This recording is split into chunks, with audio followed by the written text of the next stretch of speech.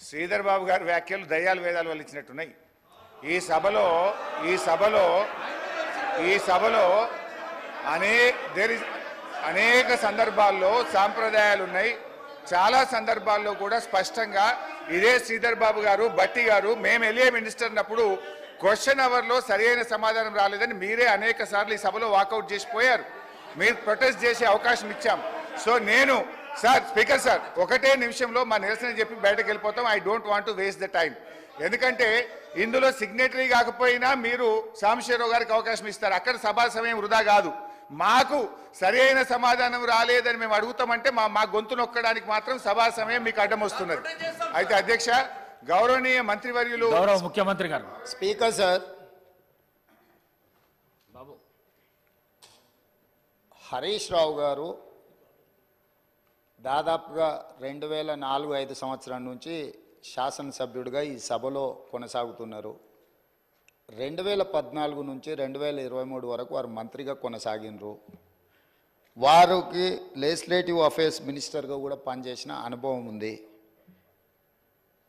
Chair మీద ఆరోపణలు చేయడం ఏ సభ్యుడికి తగదు. వినండి. ఎందుకు అంటే ఇది ప్రాధాన్యతతో కూడుకున్న సమస్య.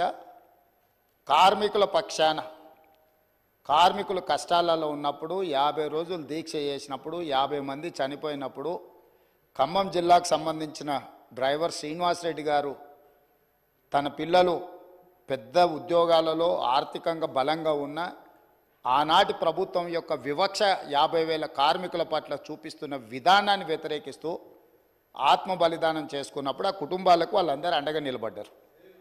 అట్లాంటి కార్మికుల తరఫున కొట్లాడే కమ్యూనిస్టు పార్టీ ఈ సభలో వాళ్ళ తరఫున మాట్లాడడానికి అడిగితే మీరు వాళ్ళకు అవకాశం ఇచ్చిండ్రు. ఎందుకు? కార్మికులు ప్రాధాన్యత, కార్మికుల తరఫున కొట్లాడే వాళ్లకు ప్రాధాన్యత ఇవ్వాలి. ఈ ప్రభుత్వానికి ఏదైనా వాళ్ళ సూచనలు ఉపయోగపడితే ఆ సమస్యల్ని పరిష్కరించాలి అనే ఉద్దేశంతో మీరు సాంబశివరావు గారికి అవకాశం ఇచ్చిండ్రు. మీరు ప్రశ్న అడగకపోయినా అతనికి ఎట్లా అవకాశం ఇస్తారని వారు మాట్లాడినారు కదా అధ్యక్ష. అది ఏ చట్టానికి దేనికి అసలు వారు మాట్లాడుతున్నది పూర్తిగా విరుద్ధం. ఒక్కసారి ఒక ప్రశ్న ఈ సభలో ఆమోదం పొందింది అంటే ఈ సభ యొక్క ఆస్తి. సభ ప్రశ్న అడిగిన వాళ్ళకే అవకాశం ఇవ్వాలి, మిగతా వాళ్ళకి అవకాశం ఇవ్వద్దని ఏ చట్టంలో లేదు. ఒక్కసారి ప్రశ్న ఈ ప్రశ్నావళి 10 ప్రశ్నలు ఉన్నాయి కదా అధ్యక్ష. ఇప్పుడు ఇందులో ఉన్న ఈ ప్రశ్నావళి ఈరోజు ఆమోదం పొందిన ఈ 10 ప్రశ్నలు ఉన్నాయి కదా. 10 ప్రశ్నలు క్వశ్చన్ అవర్, 1 గంటలో ఈ 10 ప్రశ్నలకు చర్చ జరిగి దీని మీద సమాధానాలు చెప్పడానికి కోసమే 10 ప్రశ్నలు పెట్టింది. అంటే ప్రతి ప్రశ్నకు 6 నిమిషాలల్లో మనం చర్చ ముగించుకోవాలి. అట్లా 60 నిమిషాలల్లో వీటన్నిటికీ ప్రభుత్వం వైపు నుంచి సమాధానాలు రాబట్టుకోవడానికి ప్రయత్నం చేయాలి. కొన్నిసార్లు ప్రశ్న యొక్క ప్రాధాన్యతను బట్టి తమరు అనుమతిస్తే ఆ చర్చ ఒక్కోసారి కొంత ఎక్కువసేపు కూడా జరగడానికి అవకాశం ఉంటుంది. ఎప్పుడైతే ఈ క్వశ్చన్స్ సభకు అడ్మిట్ అయి హౌస్లోకి వస్తాయో ఇది హౌస్ ప్రాపర్టీ అవుద్ది, ప్రశ్న అడిగిన వాళ్ళ ప్రాపర్టీ కాదు అధ్యక్ష. దయచేసి వారు 20 సంవత్సరాలు ప్రజాప్రతినిధిగా పనిచేసినని పదే జబ్బలు జరుచుకుంటారు కదా. కనీసం లెజిస్లేటివ్ అఫేర్స్ మినిస్టర్గా పనిచేసిన హరీష్ రావు గారికి ఒక్కసారి ప్రశ్న సభలోకి వచ్చిందంటే సభ్యుల యొక్క అందరి ఆస్తి అధ్యక్ష. ఎవరికి మాట్లాడడానికి అవకాశం ఇవ్వాలనేది చైర్ యొక్క విచక్షణ అధికారం అధ్యక్ష.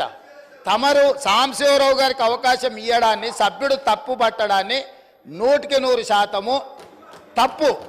కాబట్టి వారు అట్లా మాట్లాడడాన్ని భవిష్యత్తులోనైనా సవరించుకోవాలి. అదేవిధంగా వారు పదే రూల్ బుక్ గురించి మాట్లాడుతున్నారు అధ్యక్ష.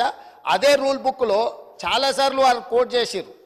సభ్యులు చైర్ను వదిలి పోడియంలోకి వస్తే అదే రూల్ బుక్లో ఆ సభ్యులను బయటకు పంపించే ప్రొవిజన్ కూడా ఉంది అధ్యక్ష. తమరికి తెలుసు కదా అధ్యక్ష అది. కానీ మీరు అది ఉపయోగించలే. ఎందుకంటే ఈ సమస్య యొక్క ప్రాధాన్యత మీకు తెలుసు కాబట్టి వారు ఎంతసేపు అడిగినా దానికి ప్రభుత్వం వైపు నుంచి స్పష్టమైన సమాధానం ఇచ్చిండ్రు. ఆ సమాధానంతో వాళ్ళు సంతృప్తి చెందకపోవచ్చు. ఎందుకంటే 10 సంవత్సరాలు వాళ్ళు చేసిన తప్పులు ఈ ప్రభుత్వం కూడా చేయాలని వాళ్ళ కోరిక ఉండొచ్చు. కానీ ఈ ప్రభుత్వము ఒక నిర్దిష్టమైన ప్రణాళికతోని కార్మికులను ఆదుకోవాలని, ఆ సంస్థను బ్రతికించాలని, ఈరోజు ఆ సంస్థను ఆర్థికంగా బలోపేతం చేయాలి అని ఈరోజు అహర్నిశలు కృషి చేస్తుంటే వారు పదే పదే వారి గతంలో ఆ కార్మిక శాఖకు గౌరవాధ్యక్షుడిగా ఉన్నారు. ఆనాటి ముఖ్యమంత్రికి ఈయనను ఎట్లా తొలగించాలనో అర్థం కాక ఆ కార్మిక సంఘాన్ని రద్దు చేసిండు. ఎందుకంటే ఈయనను తొలగించాలంటే ఏం చేయాలనో తెలియక వాళ్ళ అంతర్గత సమస్యలు, వాళ్ళ ఇష్టం, వాళ్ళ కుటుంబ సమస్యలు వాళ్ళు ఏమైనా కొట్లాడుకొని, కానీ ఆ కార్మిక సంఘాలనే రద్దు చేసింది వాళ్ళ అధ్యక్ష.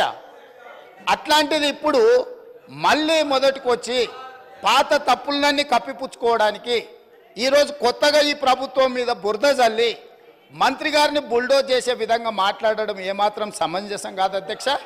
చివరిగా నా సూచన ఒకటే సభ్యులందరికీ, ఎందుకంటే ఇక్కడ దాదాపుగా 119లో 60కి పైగా మొదటిసారి ఎన్నికైన సభ్యులు ఉన్నారు. ఆ సభ్యులు ఏమనుకుంటారు వారు మాట్లాడింది విని? హరీష్ రావు గారికి 20 సంవత్సరాల అనుభవం ఉన్నది, ప్రశ్న వేసిన వాళ్ళే సప్లిమెంటరీ క్వశ్చన్స్ అడగాలనేమో అని ఈ సభ్యులందరూ కూడా తప్పుగా అర్థం చేసుకునే అవకాశం ఉంది. అందుకే మా నూతన సభ్యులకు నేను చెప్తున్నా, ఒక్కసారి క్వశ్చన్ హౌస్లో అడ్మిట్ అయిందంటే ఆ క్వశ్చన్ అనేది హౌస్ ప్రాపర్టీ. ఈ హౌస్లో ఏ సభ్యుడైనా కూడా సప్లిమెంటరీ క్వశ్చన్ అడగడానికి అవకాశం ఉంది. సప్లిమెంటరీ క్వశ్చన్ అడిగినప్పుడు స్పీకర్ అనుమతిస్తే ఎవరైనా మాట్లాడడానికి అవకాశం ఉంది. కాబట్టి మా నూతన సభ్యులకు కూడా నేను చెప్తున్నా, ప్రశ్న సభలోకి వచ్చిందంటే ఇది హౌస్ ప్రాపర్టీ, కాబట్టి సభను తప్పుదోవ పట్టించే ప్రయత్నం చేయొద్దని చెప్పి వారికి సూచన చేస్తున్నా అధ్యక్ష.